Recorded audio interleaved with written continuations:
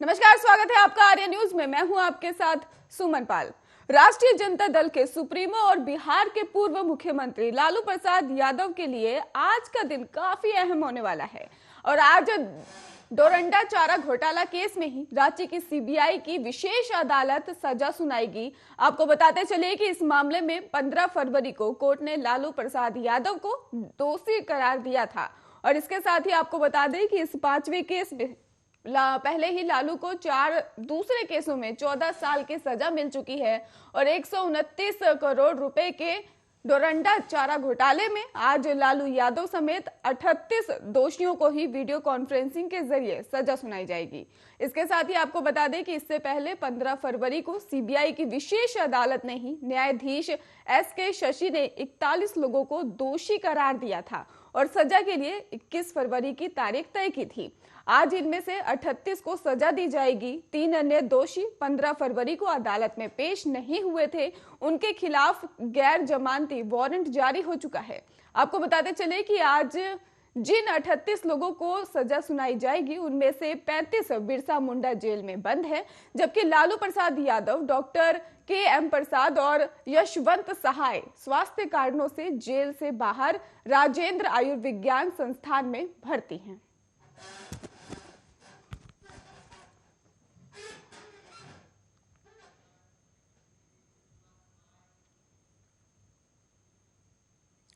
साल 2008 के अहमदाबाद सिलसिलेवार बम विस्फोट मामले में 38 दोषियों को मौत की सजा सुनाए जाने की विशेष अदालत के फैसले की सराहना करते हुए बीजेपी की गुजरात इकाई द्वारा किए गए ट्वीट को ट्विटर ने एक विवाद के बाद हटा दिया। गुजरात बीजेपी के प्रवक्ता यज्ञेश दवे ने रविवार को ही कहा कि 2008 के सिलसिलेवार बम विस्फोट के फैसले पर किए गए पोस्ट को किसी की शिकायत के बाद ट्विटर ने हटा दिया है। उन्होंने कहा कि ये ट्वीट अदालत के फैसले पर प्रतिक्रिया जताते हुए किया गया था और इस ट्वीट में एक कार्टून डाला गया था और कार्टून में कुछ पुरुषों को टोपी पहने हुए दिखाया गया था जो फांसी के फंदे से लटके हुए थे। इसकी पृष्ठभूमि में एक तिरंगा और बम विस्फोट के दृश्य को दर्शाने वाला एक चित्र था और जिसके ऊपरी हिस्से में दाएं कोने पर सत्यमेव जयते लिखा हुआ था। आपको बताते चले कि अदालत ने इस मामले में ही 38 दोषियों को मौत की सजा और 11 को आजीवन कारावास की सजा सुनाई थी। और इन धमाकों के ही आपको बता दें कि 5-6 लोगों की जो मौत थी वो हो गई थी, इसके साथ ही जबकि 200 से अधिक अन्य व्यक्ति घायल हो गए थे।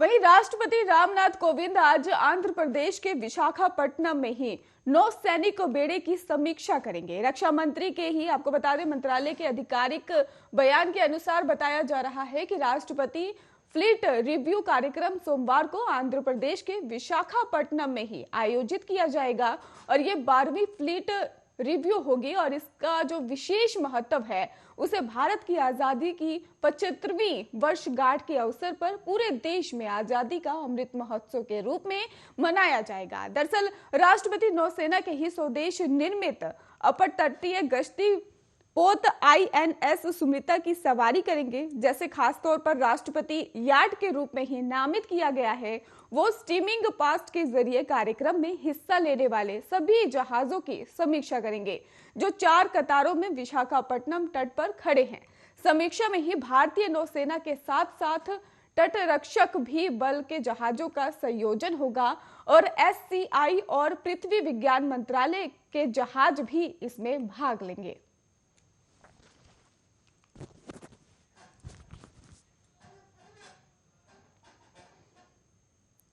चलिए रुक करते अगली खबर की ओर, जहां पर समाजवादी पार्टी के प्रत्याशी सोनू कनौजिया के समर्थन में जनसभा करने पहुंचे स्टार प्रचारक पूर्व मंत्री स्वामी प्रसाद मौर्य के सामने ही मंच पर चढ़ने को लेकर 2 समर्थक गुट आपस में ही भिड़ गए और देखते ही देखते विवाद इतना बढ़ गया कि हाथापाई होने लगी और इसके साथ ही किसी तरह मौजूद नेताओं ने बीच बचाव किया और शनिवार को तहसील ग्राउंड महिलाबाद में ही स्वामी प्रसाद मौर्य की जनसभा थी।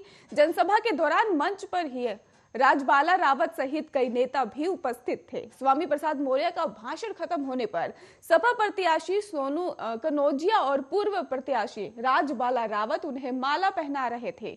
तभी मंच पर मौजूद नगर पंचायत चेयरमैन अहसन अजीज खान और पूर्व मंत्री इंसराम अली के समर्थकों के बीच कहासुनी होने लगी और धीरे धीरे बात हाथापाई तक पहुंच गई। मंच पर मौजूद अन्य लोगों के बीच बचाव के बाद ही उन्हें शांत करवाया गया।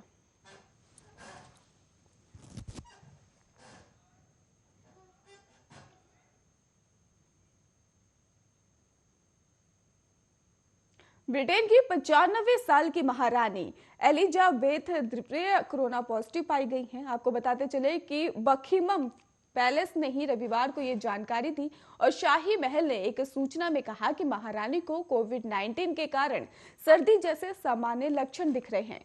95 साल की महारानी अभी अपने विंडसर पैलेस में ही हैं और अगले कुछ दिनों तक सिर्फ सामान्य कामकाज ही करेंगी। शाही महल का कहना है कि महारानी चिकित्सीय सेवाएं लेती रहेंगी और डॉक्टरों की सलाह के अनुसार ही कामकाज करेंगी और वो कोविड-19 के गाइडलाइन का पूरी तरह से पालन करेंगी। तो वहीं आपको बताते चले कि महारानी के कोविड संक्रमित होने की जानकारी मिलने के बाद भारत के प्रधानमंत्री नरेंद्र मोदी ने भी ट्वीट किया है और उनका जाना साथ ही उनके जल्दी स्वस्थ होने की भी कामना जो है वो की हुई है। साथ ही आपको बताते चले कि महारानी के बेटे और उनके उत्तराधिकारी प्रिंस चार्ल्स और उनकी पत्नी कैमिला पार्कर को भी इसी महीने की शुरुआत में कोविड पॉजिटिव पाया गया था। गौरतलब है कि ब्रिटेन में अभी काफी संख्या में कोरोना के केस सामने आ रहे हैं और डेल्टा वेरिएंट के बाद ओमिक्रॉन वेरिएंट ने वहां संक्रमण फैला रखा है और इससे उच्च सुरक्षा प्राप्त लोग भी अछूते जो हैं वो नहीं रहे हैं। ब्रिटेन के प्रधानमंत्री बोरिस जॉनसन भी कोविड पॉजिटिव हो चुके हैं।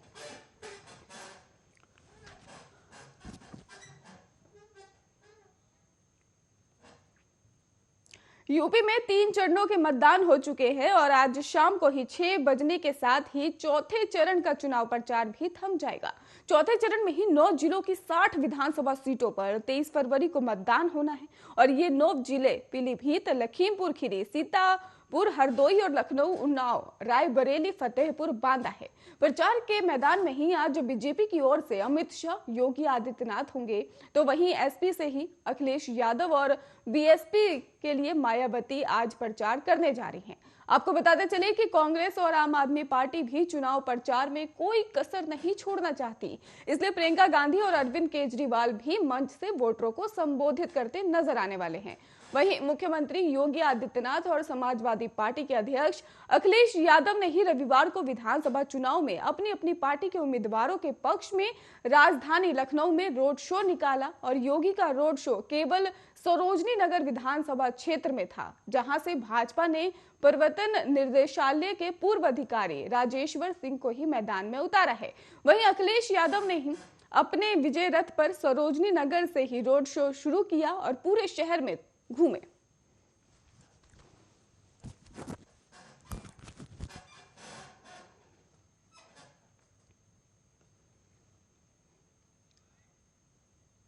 रूस और यूक्रेन के बीच जिस तरह के हालात खराब हो रहे हैं उसको देखते हुए आने वाले दिनों में क्या कुछ देखने को मिलेगा, इस बारे में कह पाना काफी मुश्किल हो गया है। हालांकि रूस द्वारा ही यूक्रेन पर हमले की शुरुआत करने वाले देश अब तक केवल रूस को ही धमकी देने तक ही सीमित है और इतना ही नहीं, अमेरिका जो इस मामले में काफी आक्रामक जो है बयानबाजी कर रहा है और वो भी केवल वहीं तक सीमित ही नजर आ रहा है। इसके अलावा खुद यूक्रेन ही बात करे तो फिर वो नाटो फौज को ही लेकर भले ही खुद को सुरक्षित महसूस कर रहा है, लेकिन उसका भी रवैया अब तक काफी कुछ ऐसा ही रहा है। बीते 2 दिनों में ही इस मामले में जहां अमेरिका ने पोलैंड को ही टैंकों की बिक्री करने की घोषणा की है और वहीं दूसरी तरफ नीदरलैंड ने ही हेलमेट समेत अन्य सैन्य साजो सामान यूक्रेन को देने की बात की है। आपको बताते चले कि कई एजेंसियों की मीडिया रिपोर्ट्स में कहा जा रहा है कि यूक्रेन में रूस की तरफ से जो हमले जारी हैं, बहरहाल इस तनाव में ही नाटो का नाम बार बार सामने आता नजर आ रहा है। नाटो इस तनाव की एक अहम कड़ी भी नजर आ रही है। इसके साथ ही आपको बता दें कि इसके बारे में जानना जरूरी हो जाता है। आपको बता दें कि नाटो दुनिया की करीब 30 देशों का एक संगठन है, जिसमें अधिकतर देश यूरोप के ही हैं। नाटो के पास अपनी वायु और इसके साथ ही सेना, थल सेना, नौसेना और तटरक्षक बल शामिल हैं और इसके 3 सदस्य ब्रिटेन, अमेरिका, फ्रांस पर परमाणु हथियार वाले देश हैं।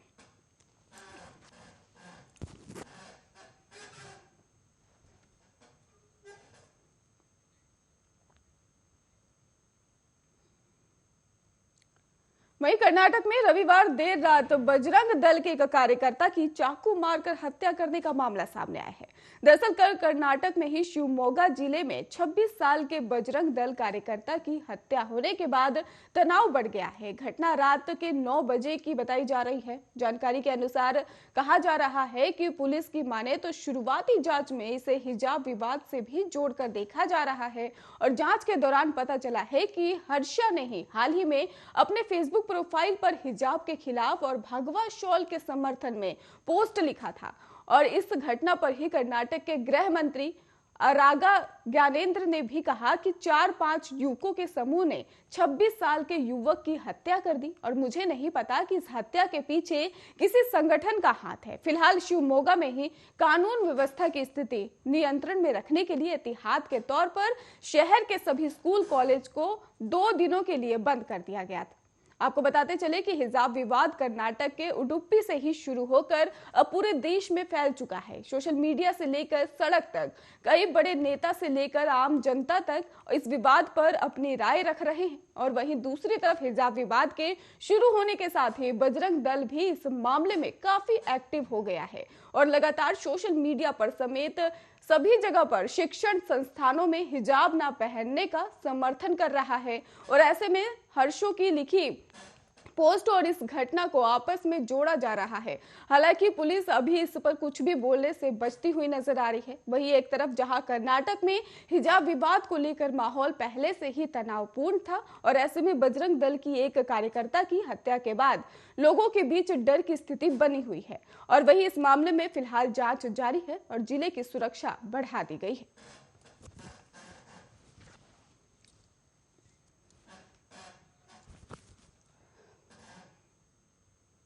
विधानसभा चुनाव के तीसरे चरण का मतदान रविवार को हो गया और अब आगे की लड़ाई के लिए भाजपा कमर कसकर तैयार है। राष्ट्रीय अध्यक्ष जेपी नड्डा, गृह मंत्री अमित शाह, राष्ट्रीय महामंत्री संगठन बीएल संतोष, मुख्यमंत्री योगी आदित्यनाथ, प्रदेश प्रभारी राधा मोहन सिंह और प्रदेश चुनाव प्रभारी धर्मेंद्र प्रधान सहित दिग्गजों ने ही अगले 4 चरणों के लिए देर रात तक मैराथन मंथन कर चक्रव्यूह तैयार किया है।